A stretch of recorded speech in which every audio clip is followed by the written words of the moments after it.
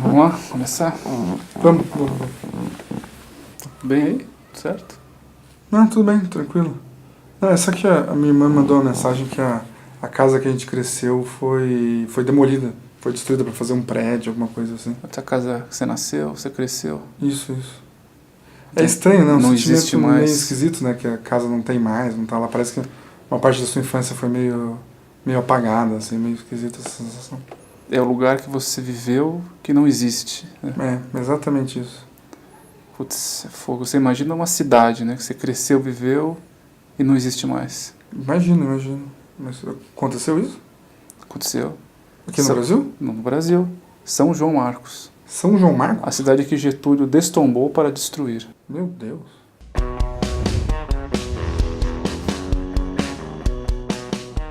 A cidade de São João Marcos foi a primeira cidade tombada no Brasil. E tombada eu quero dizer assim, não tombada no sentido de cair no chão.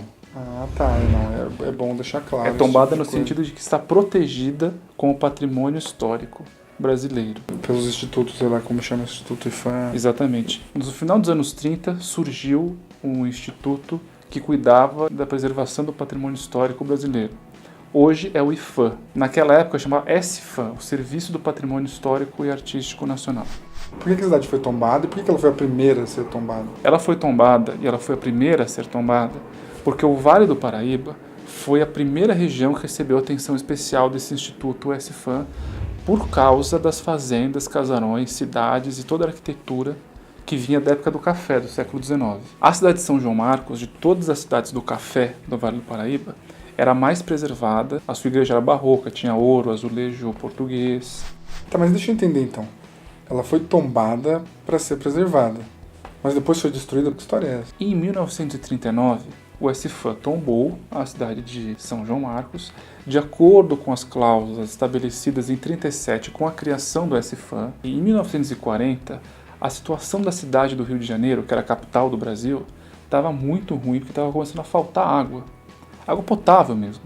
Água para gerar energia e água potável para beber. É mais por causa do crescimento do Rio de Janeiro mesmo. As represas não davam conta. Não estavam dando conta. A forma mais viável de aumentar o abastecimento de água era aumentando uma represa que ficava do lado de São João Marcos, chamada Ribeirão das Lajes.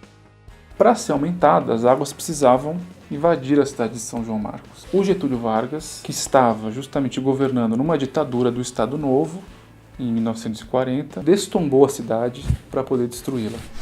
O pessoal da Light estava acampado lá, rolou um rumor de que ia destruir, a represa ia entrar, mas as pessoas não acreditavam. Como assim vai destruir a minha cidade? Então não houve resistência.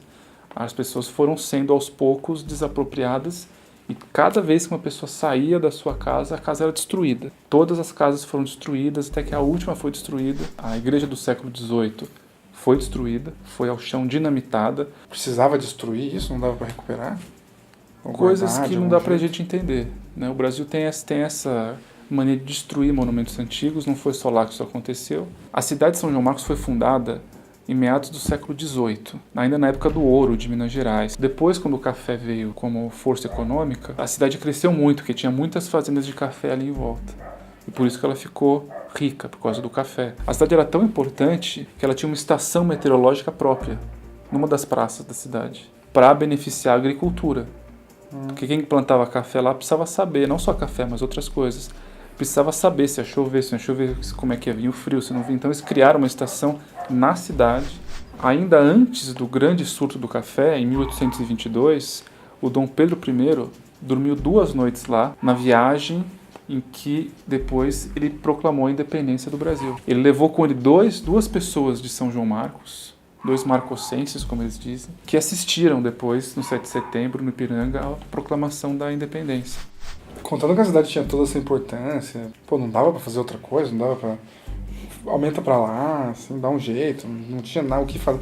Era necessário destruir a cidade? Eles destruíram para evitar que qualquer cidadão retornasse para suas casas.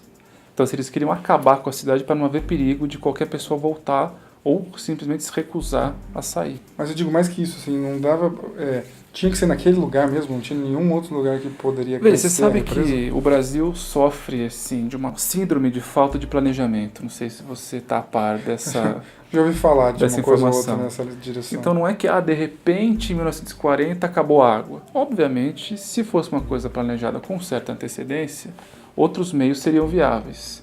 Pegar água do Rio Paraíba, enfim, fazer coisas que dessem mais trabalho, mas que não precisassem destruir uma cidade, ainda mais uma cidade histórica. Que, afinal, como foi. Morava gente. Morava gente. Um monte de gente tinha lá. Escola, tinha estação meteorológica, tinha prefeitura, tinha padaria, tinha o bar do Zé, tinha um mercado. E a cidade que você cresce é muito importante, faz parte da sua identidade. Exatamente. Né? Tipo, você para de existir. Você imagina você passar a sua infância, sua vida num lugar que de repente deixa de existir.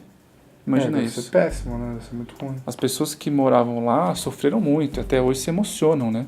Você simplesmente não tem como voltar para casa, né? Porque não existe mais. O lugar que você viveu não existe, saiu do mapa. Dizem as más línguas, isso é fofoca, eu juro que eu não faço mais, só essa vez. Tá, vou abrir uma sessão para hoje. Que as águas da represa, depois que foi destruída a cidade, a represa foi lá, acabou não atingindo a área urbana de São João Marcos. Não atingiu? Parece que não. Dizem que não atingiu. Puta que...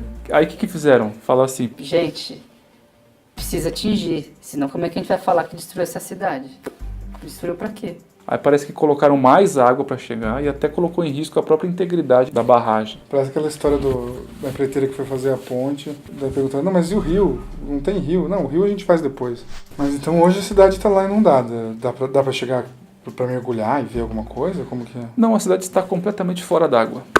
Mas Jesus amado, como assim? Dizem que a represa baixou e não existe mais cidade, né? A cidade ela foi destruída. O que existe é o calçamento. Fizeram hoje todo um sítio arqueológico para a preservação da memória da cidade e que a gente pode inclusive visitar. O site do sítio arqueológico está aqui na descrição.